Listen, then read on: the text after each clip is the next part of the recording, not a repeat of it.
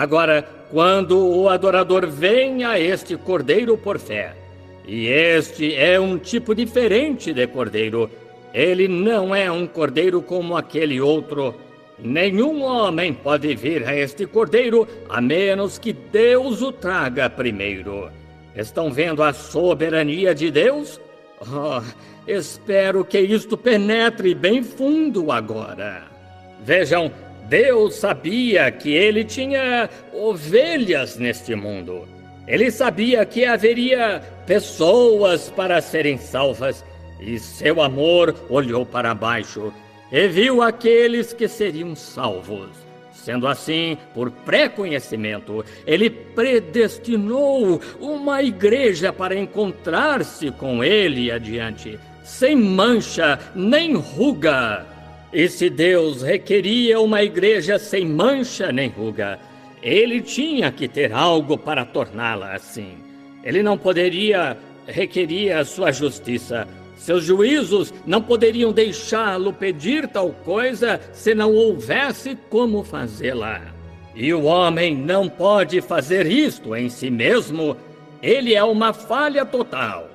Deus lhe permitiu ver isso pela lei, pelos juízes e por todo o Antigo Testamento. Ele enviou os profetas, ele enviou o homem justo, e eles descobriram que cada um falhou. Então, Deus, por sua graça soberana, enviou dos portais da glória seu Filho unigênito para tomar nosso lugar. Lembrem-se, se ele tivesse dito para o Papa de Roma tomá-lo, ele não poderia tê-lo feito. Se tivesse dito para o arcebispo de Canterbury fazê-lo, ele não poderia tê-lo feito. Se tivesse chamado o mais santo reverendo, padre ou bispo do mundo, ele não poderia tê-lo feito. Ele teria sido tão rejeitado quanto Judas Iscariotes. Ele não poderia fazê-lo porque nasceu em pecado, foi formado em iniquidade, veio ao mundo falando mentiras e precisava de expiação para si. Aleluia! Mas houve um que veio dos portais da glória, nenhum outro, não um homem, não um bom homem, tampouco um judeu ou gentio. Ele não era nada menos do que o Deus Todo-Poderoso escondido em carne humana. Ele mesmo veio para oferecer seu próprio sangue, pois ele não veio pelo sexo. Sexo não teve nada a ver com isso. Mas ele fez sombra sobre uma virgem e produziu de uma célula de sangue que ele próprio criou o inocente. Então, a minha salvação, a sua, esta noite, não depende dos méritos de nossas próprias ações. Depende da graça soberana e positiva do Deus Todo-Poderoso que nos escolheu nele. Certamente, eu nunca poderia ser perfeito. Tampouco vocês poderiam ser perfeitos e não afirmamos ser perfeitos. Mas temos esta única consolação, que nossa fé descansa em um sacrifício perfeito que já foi recebido. Então, como sabemos que alcançamos isto? Quando o adorador coloca as mãos por fé sobre o corpo do Senhor Jesus e sente o terror do pecado e o escarnecer do cuspe na própria face, sente os gemidos do Getsêmani, as agonias do Calvário e sabe que é culpado e confessa corretamente seus pecados. Oh, bendito Senhor, sou culpado e não tenho nenhuma outra maneira que não tu para ajudar-me. E pela fé, tu estás convidando, o Espírito Santo veio e me convida a aceitar. E eu agora, pela fé, aceito Jesus como meu Salvador pessoal. Aquela vida que emanou dele no Calvário, chamada Espírito Santo, a qual estava escondida na célula de sangue do Senhor Jesus, retorna ao adorador e o batiza com o Espírito Santo no corpo de Cristo. e ele já está julgado. Você não tem de se preocupar a respeito do julgamento. Quando me viro e olho para aquele pequeno crucifixo, eu compreendo que isso representa seu corpo.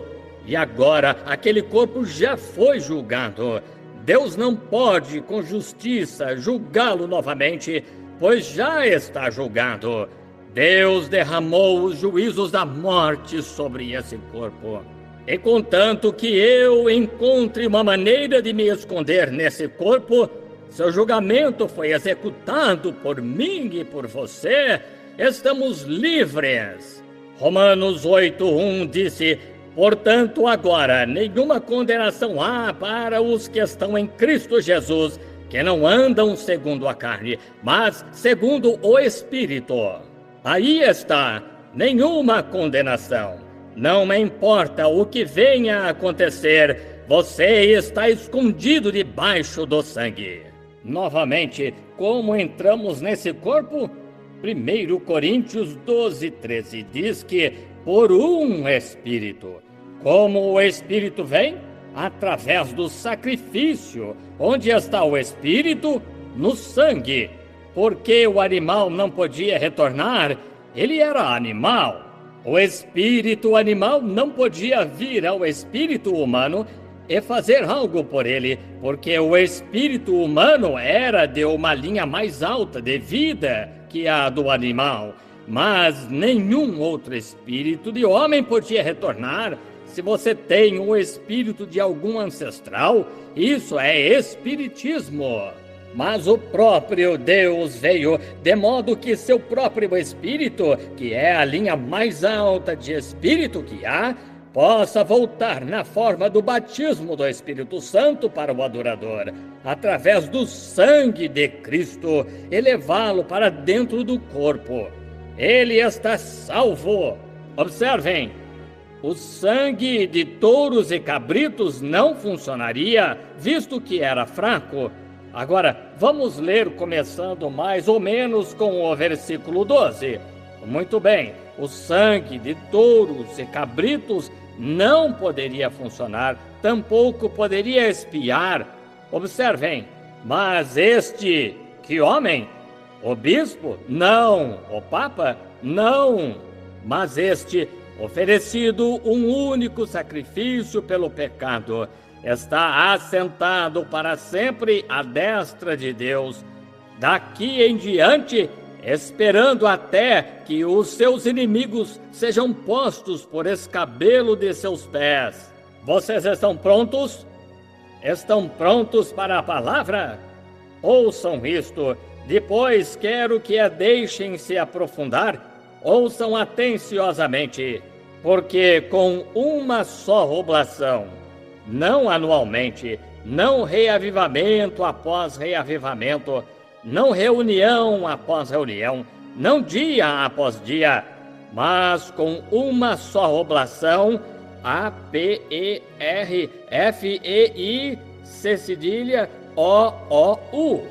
Eles aperfeiçoaram, ele aperfeiçoou. Com uma só oblação, aperfeiçoou. Esse é o requisito de Deus para sempre os que são santificados. Aí está. Esta é a resposta para a morte de Cristo. Esta é a resposta para o Calvário. Ele, absolutamente, com seu próprio sangue, comprou nossos pecados e aperfeiçoou para sempre seus crentes.